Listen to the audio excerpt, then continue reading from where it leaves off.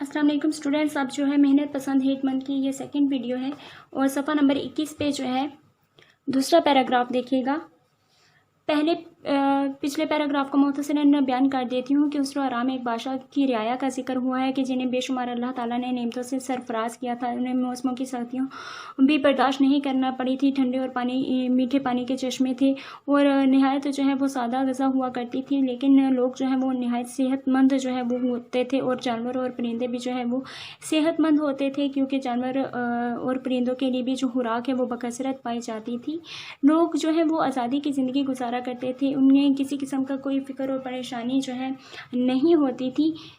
ये तो हो गया पिछली वीडियो थी सफ़ा नंबर 21 का पहला पैराग्राफ, ठीक है। अब जहाँ पर मैंने बताया कि जिक्र किया था कि जब इंसान को अल्लाह ताला बेशुमार नेमतों से नवाजता है और इंसान जो है उन नेमतों की कहने के नाशुक्री करना शुरू कर देता है, तो फिर क्या होता है, तो फिर वहाँ पर शयातीन की चालाकियाँ भी सामने आ जाती हैं। जैसे हम कह लें कि बदनीयती, ठीक है, बदनीयती का सामना करना पड़ता है। फिर वहाँ पर एहतियाज व अफलास जैसी कह लें कि शैतानी चालाकियाँ खुलकर सामने आ जाती हैं। तो अब सफ़ा नंबर 21 का दूसरा पैराग्राफ ही देखिएगा। इत्तफाकन फिर क्या हुआ, एक मैदान वसी में तहता फूलों का खिला कि इससे आलम में महक गया, मगर वो उसकी गर्म और तेज़ थी। तासीर ये हुई कि लोगों की तबीयतें बदल गईं। अब क्या हुआ, पहले जो लोग थे वो सादा और खुशो-खुर्रम ज़िंदगी गुजारते थे और सबको कुदरती नेमतें जो है वो बकसरत मिकदार में मिलती थी, सबके लिए बराबर थी, किसी किस्म की कोई तफरीक नहीं थी। लोग एक दूसरे को ज़हमत की बजाय रहमत भी तसव्वुर करते थे। मगर फिर क्या हुआ, लेकिन अब लोगों के दिलों में खुदगर्जी पैदा हो गई थी, ठीक है। अब जब इंसान में देखिए खुदगर्जी पैदा हो जाती है ना, तो वो इंसान अपनी ज़ात का तो नुकसान कर रहा होता है, साथ साथ दूसरे लोगों का भी बेहद जो है नुकसान होता है। अब यहाँ पर जो हुस्न आराम की रियाया है, उन्हें भी यही हुआ कि उनमें खुदगर्जी पैदा हो गई थी कि ऐशो इशरत का सामान और कुदरती नेमतों से दूसरे मुस्तफ़ीद ना हो। अब उन्हें हर एक को अपने अपने लाले पड़ गए कि जो मेरे पास है वो दूसरे के पास ना हो, और दूसरे को ये था जो मेरे पास है वो फ़लाँ के पास ना हो। अब जब ये चीज़ें इंसान के देखें तो ये ना सिर्फ हुस्न आराम को बल्कि मौजूदा दौर को भी अगर तसव्वुर करें तो खुदगर्जी पाई जाती है, तो वहाँ पे बेशुमार जो है मसाइल भी जन्म लेते हैं। तो यहाँ पे हुस्न आराम की रियाया के साथ भी यही हुआ कि उन्होंने नेमतों का शुक्र अदा करने की बजाय जब नाशुक्री करना शुरू कर दी और खुदगर्जी अब जैसे ही कहने के मशरती बुराइयाँ इन लोगों में पैदा हो गई थी, तो फिर क्या हुआ कि अब हर एक को जो है वो अपनी अपनी ही कहने की पड़ी हुई थी कि जो मेरे पास है वो दूसरे के पास ना हो।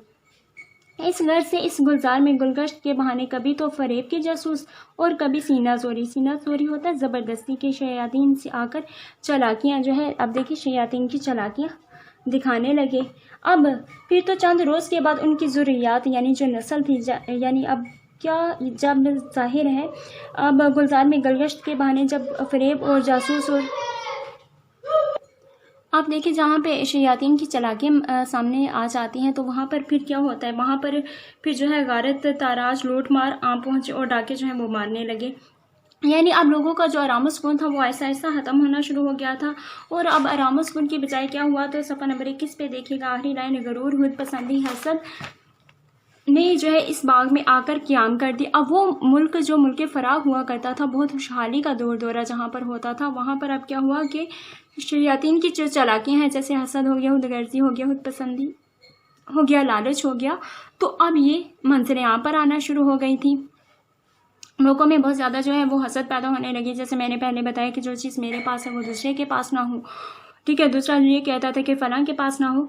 तो अब लोग जो हैं वो क्या कि लोगों की ज़िंदगी जो है वो अब दुश्वार होना शुरू हो गई थी। ज़ाहिर है जहाँ पर इंसान या किसी मुआशरे में ऐसी बुराइयां जन्म लेती हैं, तो वो मुआशरे में फिर आराम सुकून ख़त्म हो जाता है, बल्कि वहाँ पे आराम सुकून की बजाय आए दिन जो है वो बेशुमार मसाइल जो है जन्म लेना शुरू कर देते हैं। और ऐसा ही जो है हुस्न आराम के साथ भी, हुस्न आराम की रियाया के साथ भी हुआ कि जब नेक दिल हुदातर्स इतना अच्छा बादशाह था, लेकिन उन्होंने उसका भी जो है कहने उसके इतने हुदातरसी को भी जो है उन्होंने नज़रअंदाज कर दिया और खुदगर्जी का शिकार हो गए थे, हसद का शिकार हो गए थे। तो वहाँ पे उन्हें भी जो है अब भूख, एहतियाज और अफलास जैसी कहने चीज़ों का सामना करना पड़ गया था।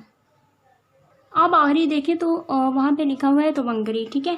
अब देखें تو پہلے کیا ہوتا تھا کہ پہلے تو خدائی کے کارخانے فارغ البالی یعنی آزادی کے آئین اور آزادی کے قانون کے باموجب یعنی اس کے سبب کھلے ہوئے تھے، یعنی عیش وافر اور سامان فراواں تھا موجود تھا، اور اسی بے احتیاجی یعنی بے نیازی کو لوگ تونگری کہتے تھے، ٹھیک ہے، کیونکہ ہر قسم کا عیش و آرام وغیرہ تھا تو تونگری کہتے تھے۔ پھر یہ سمجھنے لگے کہ اگر ہمارے پاس ہر شے ضرورت سے زیادہ ہو، ہمیں اس کی حاجت بھی ہو یا نہ ہو، لیکن تونگر ہم جب ہی ہوں گے، یعنی ہم لوگ تونگر یعنی دولت مند اسی وقت ہوں گے جب کہ ہمارا ہمسایہ ہمارا محتاج ہو۔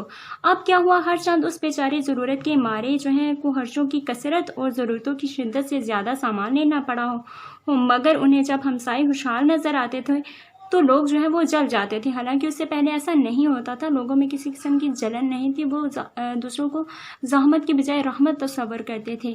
لیکن اب کیا ہوا، اب حسد کا لوگ شکار ہو گئے تھے اور اپنے تئیں جو ہے محتاج خیال کرتے تھے۔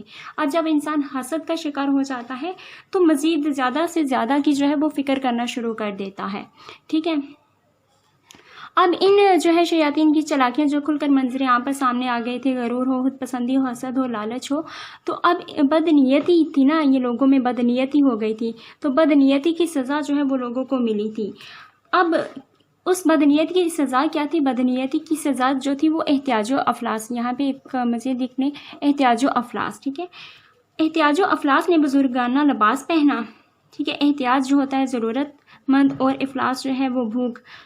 اب لوگ جو ہیں احتیاج اور افلاس نے ضرورت بزرگانہ لباس پہنا اور ایک پیر زادے بن کر آئے، یعنی جو ہوتا ہے نا کہ جیسے اگر اس چیز کو سمجھنا آسان لفظوں میں سمجھاؤں کہ ایک فقیر کی صورت میں آ جاتا ہے، بڑا اچھا انسان ہوتا ہے اور لوگ جو ہے اس کو اپنا مرشد ماننا شروع ہو جاتے ہیں، اور ایک پیر زادہ جو ہے وہ بن کر سامنے آتا ہے، تو اسی طرح احتیاج و افلاس بھی ایک پیر زادہ کی صورت میں جو ہے وہ سامنے آ گئے تھے کہ جن کی پیروی لوگ کرنا شروع ہو گئے تھے۔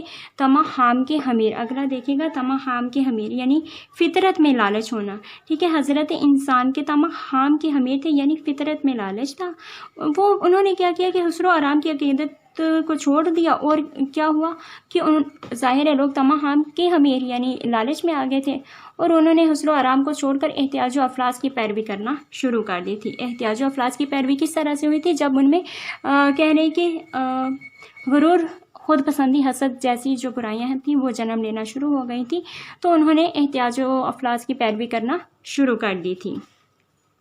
اب جب انسان اس طرح حسد، غرور، خود پسندی کا شکار ہو جاتا ہے تو وہ خود ہی اپنا بہت زیادہ نقصان کرنا شروع کر دیتا ہے۔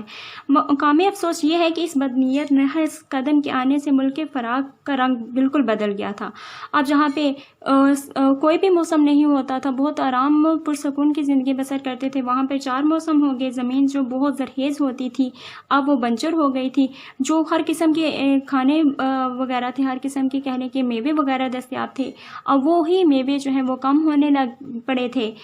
ساگ پات یعنی سبزیاں اور موٹی قسم کے نباتات پر جو گزران ٹھہری، ٹھیک ہے۔ اب جہاں پہ بے شمار ہر قسم کے دسترخوان ان کے سجے ہوتے تھے، جہاں پہ مختلف قسم کے کھانے ہوتے تھے، اب وہ کھانے کم ہونا شروع ہو گئے تھے۔ خزاں کے موسم میں کچھ برے بلے اناج بھی پیدا ہونے لگے تھے، لیکن جاڑے نے یعنی سخت سردی نے بالکل لاچار کر دیا تھا۔ اب کیا ہوا کہ قحط سالی آ گئی تھی، ٹھیک ہے۔